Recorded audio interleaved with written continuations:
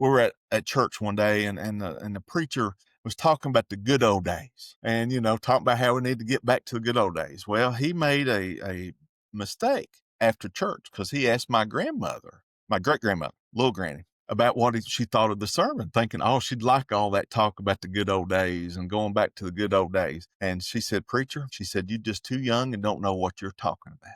She goes, I got a good memory and I remember the good old days. And I remember the good old days you're talking about before the union, for the UMWA. And she gave him an example. She said, I've lived to see bread being a nickel in the store. And at the time, she said it's $1.50 at the time. This was probably late 70s, early 80s. It's $1.50 at the store. And she said, I much prefer the times at $1.50. She goes, because of the UMWA wages and the UMWA retirement she was living off of, she said, I can slap my $1.50 down on the table or at the counter and check it out and buy the bread.